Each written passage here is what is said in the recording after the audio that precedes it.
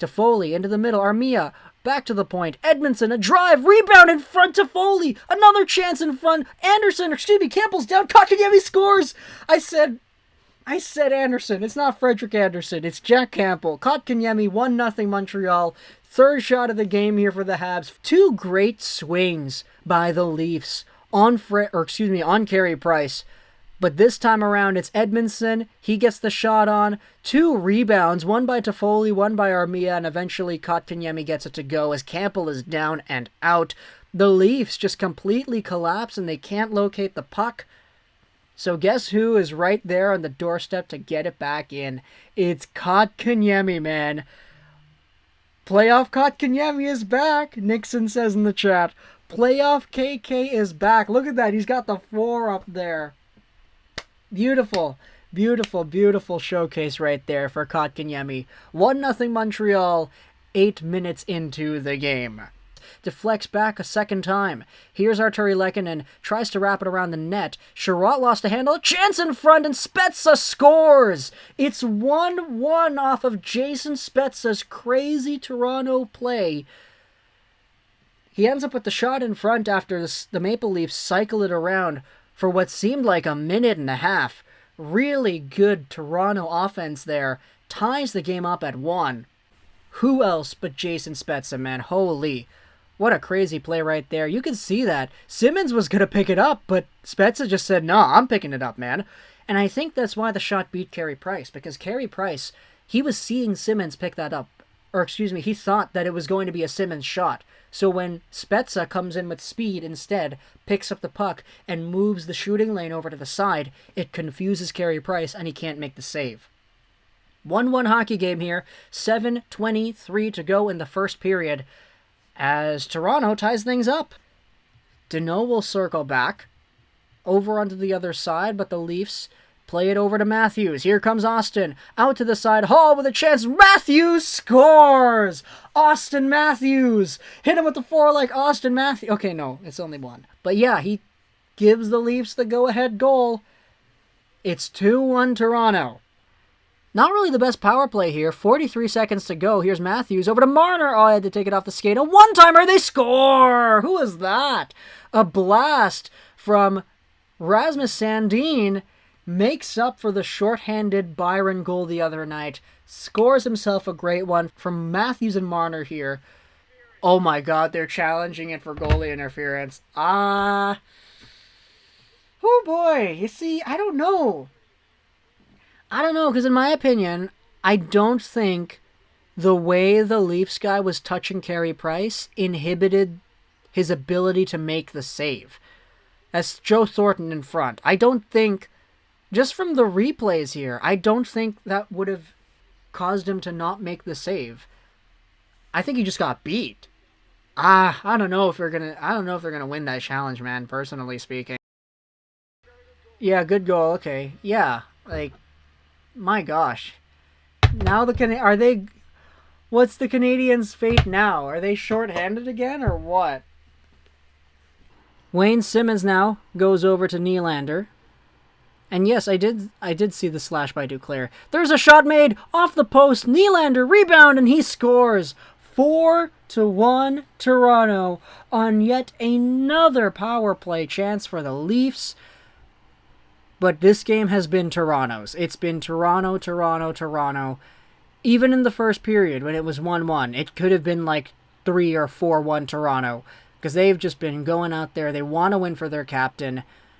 And this one here, it goes off the post over to Nylander, who comes in, he shoots it, and he scores. Carey Price is down. Nylander is up. And it's a 4-1 hockey game. 4-1 hockey game. It looks like we're going to have a 1-1 series tie here. We have 11 minutes to go. Yes, Montreal still can pull off the impossible, but come on. Is it likely? Is it likely? They just got neutralized this game. The Habs just got neutralized this game. They just could not get sustained offense against Jack Campbell and the rest of the Leafs. Matthews is playing good. I mean, good. Yeah, Matthews has been solid, dude. Matthews has been really solid in the faceoff dot, too. I noticed that a lot. Didn't realize that he was that good at faceoffs. Okay, Kerfoot, empty net. He scores. All right, it's 5-1. Toronto's going to win the game. This one really wasn't that close. Like, the score is 5-1, not a close score. The overall play, didn't really think the Canadiens had too much extended zone time until the very end when they were 6-on-5. But this absolutely was, like, the worst kind of game the Canadiens could have had.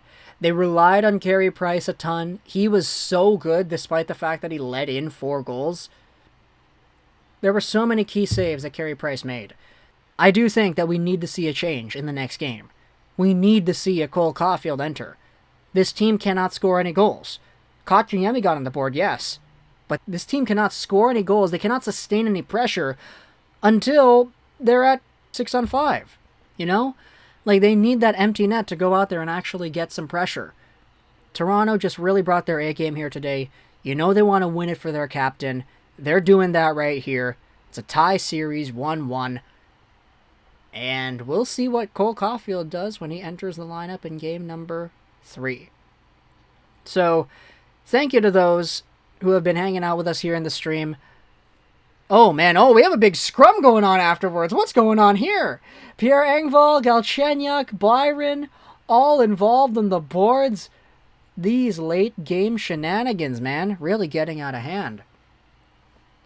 But to be completely fair, though, for Montreal, Carey Price, 20 shots against in the second period. You can't argue with that. Like, this team needs the puck in their stick more. They got completely outworked, completely outmuscled by Toronto in this second period, and that ultimately was their downfall because they were tied after 1. So, for Montreal heading into game number 3, they do have a few things that I think they need to work on in terms of, like, the mandate. Keep things close. Jump up to early leads. They did that with Kotkaniemi here, but they just couldn't hold on. Could Cole Caulfield come in with an Armia or a Lehkonen or whoever coming out and replace that? I don't know. We'll see. But ultimately, oh man, we're watching the replay here. Paul Byron on Engvall. That's not great. That's pretty ugly right there, eh? Darn. But ultimately, I think we're going to end the stream off once this game is ending. This game is like almost winded down. It's going to be a Montreal loss and a Toronto Maple Leafs victory. So congrats to the Leafs for taking on what is ultimately one of the most challenging mental games they have had without their captain. They came out here, they stormed Montreal, they won 5-1, maybe 6-1. They're going on the power play here with 28 seconds left. The last time they won a playoff game against Montreal was in 1967. Oh my goodness. History going to repeat itself? Are they going to win the cup? I'm not sure. Not sure. But either way, I'm going to do an outro here for the video because we're recording the video right here. Hope you enjoyed the video. Talk to me in the comments what you think about Montreal-Toronto game number 2, where you think the team needs to go from here on out, and all that other stuff. Wow, we're still getting some like shenanigans at the end, though. So that shows the 99, and bye.